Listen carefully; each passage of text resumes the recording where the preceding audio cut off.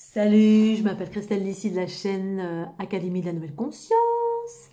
Alors, une petite vidéo aujourd'hui qui va dans la continuité des formes pensées parasites dans les différentes structures du corps.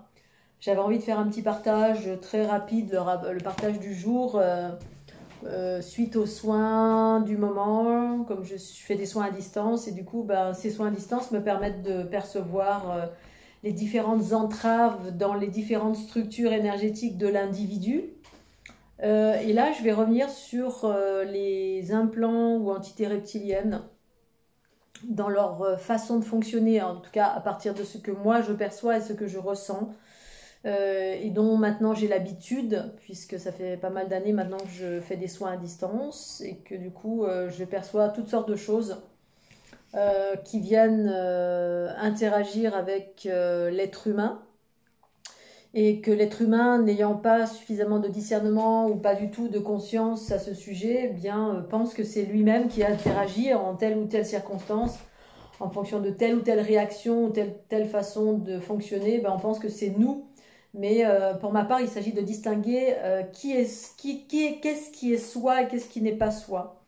Et de comprendre aussi que dans nos différentes structures, on est aggloméré avec différentes énergies relatives à nos origines et au bagage du passé, à nos origines, l'origine organique, l'origine donc ADN organique, ADN cosmique, c'est-à-dire énergétique. Bref, et du coup, on a un agglomérat d'une multitude de choses qui font que dans certaines circonstances, ou alors qu'elles soient positives ou négatives, hein, parce que ça, les implants entre guillemets reptiliens ou interaction avec une entité reptilienne qui est dans nos différentes structures, qui interagit avec nos structures énergétiques, parfois c'est positif et des fois c'est négatif et des fois c'est un peu des deux. Et pour moi c'est quelque chose de voilà qui n'est pas extraordinaire mais que j'observe. Et donc dans les processus voilà, quand une entité ou une présence reptilienne accrochée à la ou faisant partie des structures ou accrochée parce que ça existe sur différents plans énergétiques du corps, eh bien il y a différents processus, il y a un processus similaire qui revient quand je fais un travail de montée fréquentielle. Donc mon travail c'est d'amener les personnes, d'amener. Oui, je travaille dans le sens de l'unité. L'unité, ça veut dire que je fais de l'union-fusion avec les polarités. Et dans ce contexte-là, ça transforme et transmute les énergies de basse fréquence.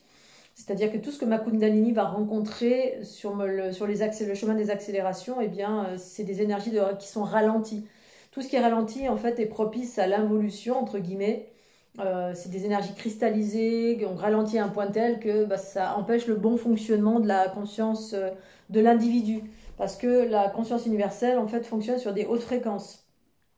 Et celle-ci, la plupart du temps, est obstruée par les basses fréquences, celles qui viennent d'influence directe, soit d'influence du présent, soit d'influence du passé, soit papa, maman, pépé, mémé, Pierre, Paul, Jacques qu'on a rencontré, qui a le cancer, qui a le scorbut, qui est plutôt dans une énergie de prédation, de pouvoir, de ceci, de cela, bref. On est en interaction avec ça, et à l'intérieur de nous et à l'extérieur de nous. Donc il y a plein de choses qui nous influencent et qui nous ralentissent et qui fait qu'on ne fonctionne pas à nos pleins potentiels. Et pour moi, les pleins potentiels, c'est l'amour, c'est-à-dire la capacité à vivre la joie, la liberté, la fluidité, pleinement vivre sa vie en fait, hein, dans la joie et la bonne humeur et autant que faire se peut dans la conscience du visible comme de l'invisible. Voilà, et malgré le fait d'observer dans l'invisible de plein de formes pensées, mais en même temps, voilà, je fais le focus sur l'aspect positif de chaque chose et c'est ça que je vis en prédominance dans mon quotidien. Et donc, dans les soins à distance, ce qui se produit, c'est que quand il y a une entité reptilienne, il y a différents curseurs que maintenant j'ai identifiés comme étant répétitifs. C'est le détournement du mental, en fait, des pensées. C'est-à-dire que quand je fais un soin à distance, autant que faire se peut, je suis alignée, je suis ici maintenant dans l'instant présent à observer, à faire focus sur ce que je fais. Ce que je fais, c'est-à-dire, je suis en train d'activer ma Kundalini, donc je fais des mouvements spontanés de cette nature-là, qui correspondent à accélérer les différentes structures géométriques du corps, c'est-à-dire la structure, les fondations de la vie, hein, qui pour moi est le corps cosmique, donc le corps géométrique, hein, dans lequel nous sommes tous intriqués, en fait, on est tous composés de cela. Et je viens accélérer par des mouvements spiralés. Et je suis centrée. Centrée, c'est-à-dire que ma conscience est là. Elle est en train d'être là à ce qu'elle fait.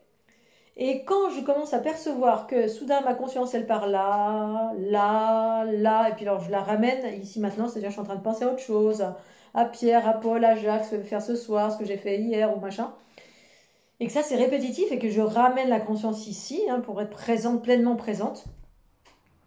Déjà, ça commence à être un signe d'une entité reptilienne qui génère ce genre de parasitage en fait. C'est redondant. Donc c'est vraiment un processus qui est récurrent, ce parasitage du mental. Ça revient assez régulièrement et je commence maintenant à... maintenant je l'identifie assez, voilà, assez régulièrement, assez facilement puisque je me connais, je sais comment je fonctionne et quand ça commence à partir dans tous les sens dans le cadre d'un soin où je suis censée être ici maintenant observatrice de ce que je suis en train de faire dans le travail avec les énergies du corps de la personne sur laquelle je travaille, eh bien, c'est vraiment un processus qui revient assez régulièrement et qui est assez intéressant et je voulais vous partager parce que si tant est que vous soyez un thérapeute ou quelqu'un qui n'avait pas identifié ce mental qui part dans tous les sens, alors je ne sais pas si... Après, ne le reliez pas forcément à vous, dans le sens où si vous êtes dans l'agitation du mental, ça ne veut pas forcément dire que vous êtes parasité, entre guillemets, par une entité ou aggloméré avec une entité reptilienne. Ou voilà, mais ça peut bien sûr, hein, qui génère cette agitation, qui génère du coup de la fragmentation en soi, hein, de la séparation, puisque quand on ne contrôle pas, quand on n'est pas dans la maîtrise de son mental, eh ben, parfois, voilà, alors parfois ça peut venir de l'extérieur, hein, c'est-à-dire on est en contact avec quelqu'un qui est très dans le mental, et ça c'est le processus d'hyper-empathie, c'est-à-dire voilà, quelqu'un est très très dans le mental, je vais sentir une agitation au niveau du mental, et ce qui ne sera pas la mienne, voilà, ce sera celle de la personne qui est en face de moi, qui est en train de me parler, et qui a vraiment une hyperactivité, à juste titre ou chaotique, voilà, parce que le mental c'est pas un outil à battre.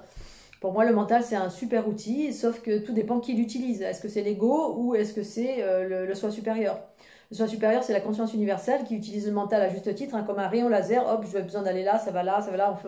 Pour moi, la projection de la conscience, eh bien, elle passe par le mental qui est un outil de navigation pour aller d'un point A à un point B. Si tant est que, voilà, un point A, un point B, on va dire, sans rentrer dans le détail. Mais si c'est l'ego qui dirige, eh ben, ça a tendance à être un peu chaotique. Hein. C'est comme lorsque je fais un soin, et là, c'est un coup là, je suis en train de penser à ça aussi, ceci, cela, sauf là où je ne suis pas du tout en train d'être à ce que je fais. Et là, c'est typique d'une entité reptilienne qui est en fait en train de brouiller les pistes pour que je ne l'aperçoive pas.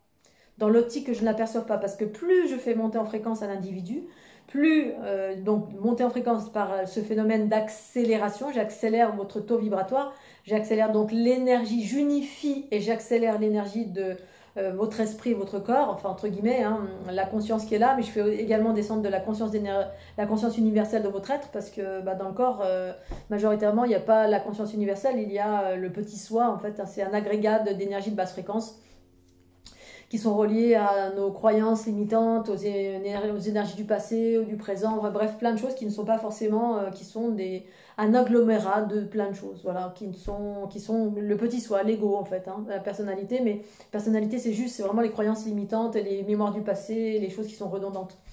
Et donc cette entité, elle est très très maligne, en gros, elle est judicieuse, hein, parce que quand je fais monter en fréquence, eh bien, ça élargit la conscience, c'est-à-dire que ça me permet de voir de plus en plus, comme si je rentrais dans les profondeurs de plus en plus profondes de votre être, parce que, en effet, dans la structure énergétique, d'un point de vue de ce que j'observe, eh bien, on est fait de plusieurs couches, hein. C'est comme un médecin qui travaille sur votre artère ou qui travaille sur un tissu, quel qu'il soit, en chirurgie.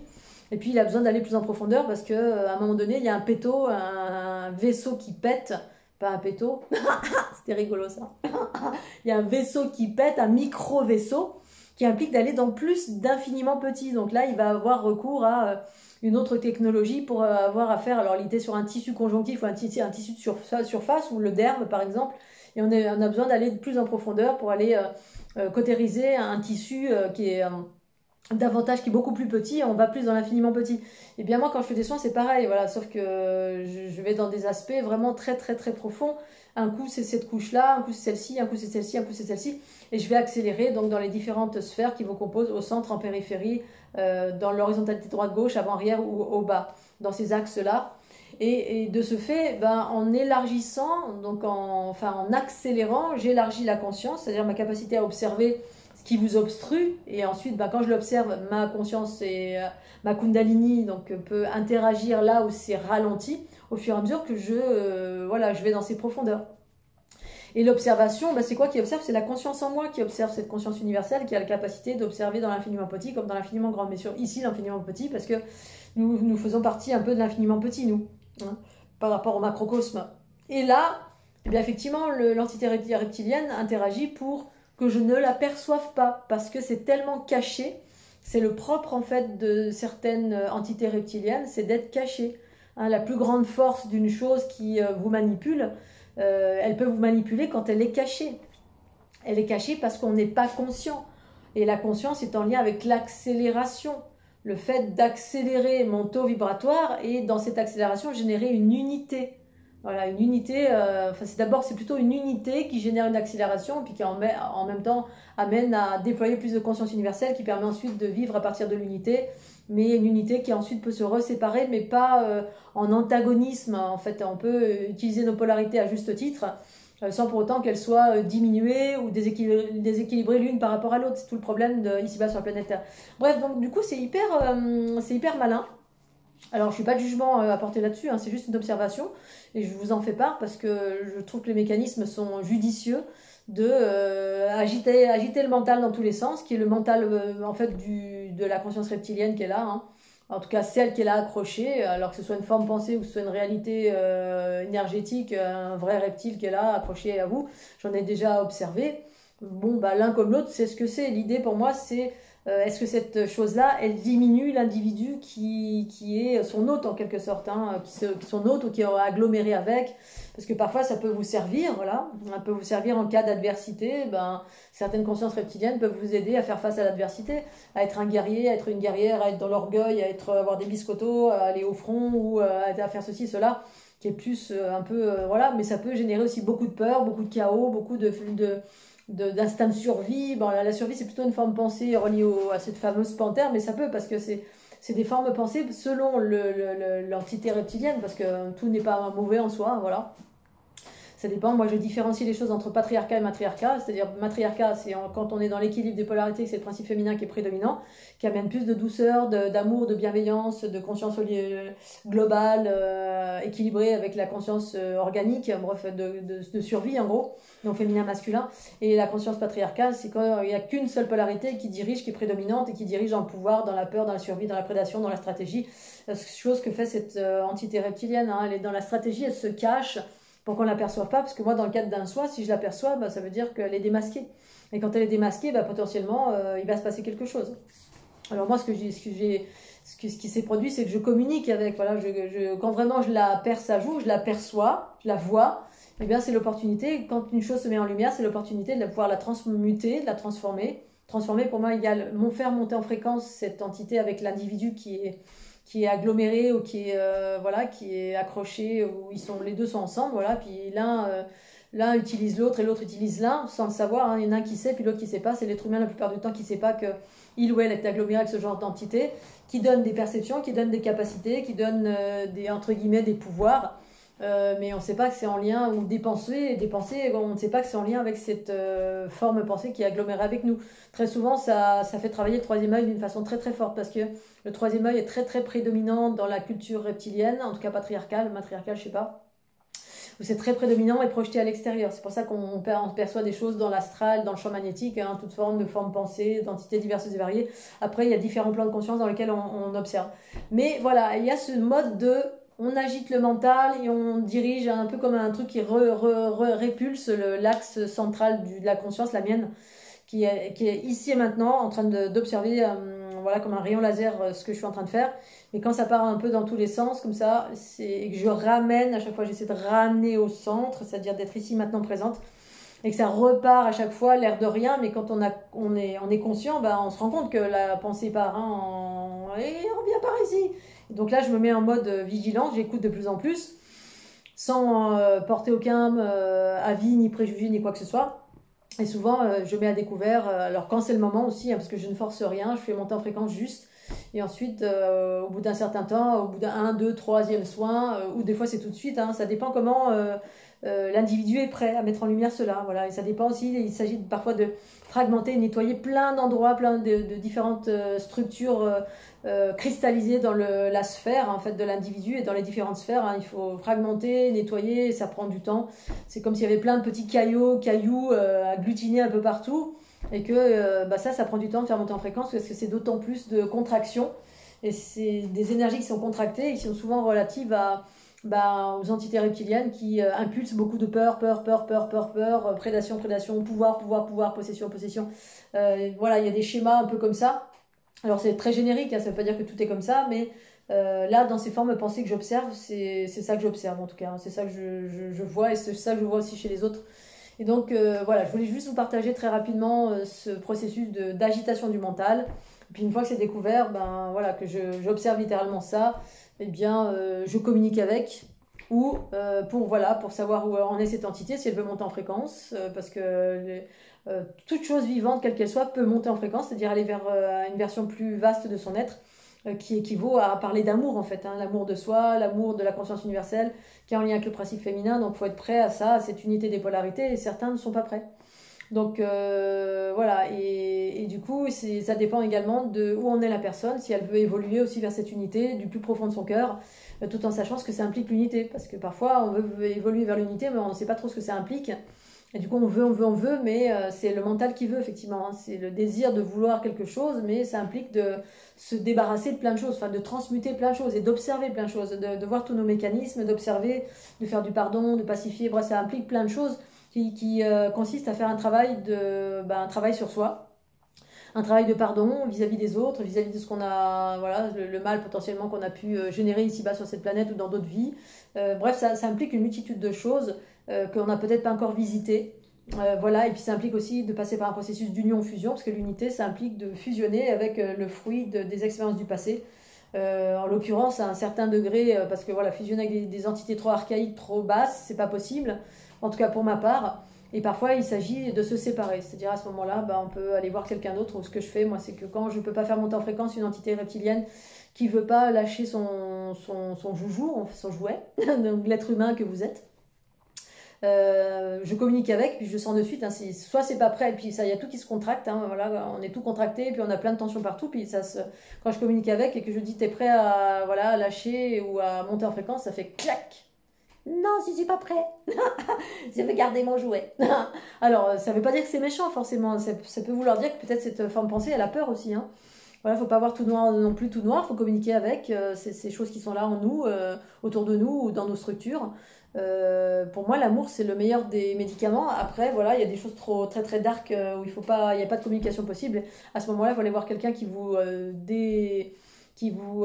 qui sépare en fait, qui dégage à l'extérieur, hein, voilà ce que certains appellent l'exorcisme, alors c'est le mot un peu religieux, mais pour vous donner une image parlante, hein, voilà, on enlève une chose et on va lui dire va voir ailleurs si j'y suis. Certains le font très très bien, quand vraiment il y a une forme de pensée qui est trop dense, trop magnétique, trop dark et qui veut maintenir le pouvoir à tout prix. Et qui, voilà, mais après, c'est pas forcément qu'une histoire de pouvoir, parce que ça peut être de la peur, ça peut être la peur de manquer, peur de ceci, de cela, et donc ça demande un peu plus de temps de faire monter en fréquence ce genre d'entité, et dont il ne faut pas avoir forcément peur, hein, et communiquer avec, tout simplement, si vous rendez compte que vos pensées, paroles et actions souvent sont dirigées par quelque chose qui ne vous semble pas être vous-même. Quand on arrive à faire cette distinction, hein, parce que c'est pas évident pour tout à chacun de faire la distinction entre ces pensées m'appartiennent et celles-ci ne m'appartiennent pas, hein, c'est tout le travail en fait de l'élargissement de la conscience. Quand on élargit sa conscience, qu'on y parvient, et on arrive à distinguer ce qui nous appartient de ce qui ne nous appartient pas, tout simplement. Hein, ce qui appartient à l'amour en soi, qui fait en sorte d'être dans l'amour, dans mes pensées, paroles et actions. Donc la confiance, l'amour, la légèreté, la joie, une conscience plus vaste sur la nature de chaque chose, un équilibre entre féminin et masculin, donc l'instinct de survie et l'instinct pas l'instinct de survie, mais l'instinct de survie et les intuitions, qui sont deux savoirs différents, un savoir organique qui est dans la préservation, la prédation, le pouvoir ou la protection. Bon, ça peut être que dans la protection de soi-même, le corps qui se protège de lui-même d'un vrai danger imminent. Mais quand c'est en prédominance, l'instinct de survie est en prédominance, là on est dans des archétypes très archaïques C'est comme le chat à qui on donne à manger pendant 2-3 ans et qui va tout le temps, quand vous vous approchez de lui, il va tout le temps vous mordre ou vous souffler dessus parce que tellement engrammé d'instinct de préservation, de survie, donc de peur, donc du coup qui va tout le temps venir vous griffer. Alors vous voulez du bien, c'est-à-dire que les notions d'amour sont très relatives, elles sont toutes relatives à l'instinct de survie qui vous habite en prédominance et qui vous amène à un comportement davantage proche de la notion de réflexe, un réflexe de il me protège, il est méchant, alors qu'en fait il n'y en a pas. Il n'y en a pas, il y a juste l'amour qui vous vaut du bien, mais l'amour n'est pas perçu comme le perçoit la conscience universelle en soi. On voit que tout est amour et qu'à partir de là, c'est juste, la vie est juste extraordinaire. Hein. Quand on voit que tout est amour et que tout vibre amour, on voit l'aspect de l'amour en prédominance, c'est juste quelque chose de merveilleux. Et je souhaite tout à chacun de vivre à partir de ce regard-là qui est juste extraordinaire. Voilà, je vais juste m'arrêter là, je vais juste partager cette notion de ce soin de ce matin et de hier matin aussi. Et que j'ai déjà rencontré à plusieurs reprises et à vous d'observer à l'intérieur de vous comment ça se produit, si vous le ressentez, si vous le ressentez pas, sans pour autant tout le temps faire le focus là-dessus parce que voilà, c'est pas dramatique en soi. On est tous plus ou moins plugués par des choses. Moi, je l'observe dans chaque être humain à l'intérieur comme à l'extérieur. Et c'est juste que en devenant plus conscient, eh bien, à un moment donné, soit on fusionne avec ça, c'est comme le barbelé autour de l'arbre, hein, on englobe, soit cette chose-là s'en va parce que vous avez fait le choix de vivre votre unité, ce qui implique d'incarner la conscience universelle amour en vous et devenir souverain, c'est-à-dire c'est vous-même qui vous gouvernez par vous-même. Et jusqu'alors, ce n'était pas le cas, vous étiez le fruit d'une expérience, en fait c'était ça hein, ce matin. Les êtres humains sont le fruit d'une expérience et très souvent c'est le fruit d'une expérience de la conscience reptilienne. Entre autres, hein, c'est comme si on était des petits enfants et puis qu'ils disposent de vous pour faire telle ou telle chose, telle ou telle expérience, expérience de fragmentation, de séparation, expérience de je prends un peu d'énergie, de peur, donc en distillant de la peur et on se nourrit de ça. Bref, il y a mille et une expériences et vous êtes un cobaye inconscient, que vous êtes le fruit d'une expérience, un peu comme une souris dans un laboratoire où on fait des expériences sur la souris, mais la souris n'en a pas conscience. Ça, c'est un peu ça. Parce qu'à l'origine de l'humanité, effectivement, eux, ils étaient là avant nous, peut-être.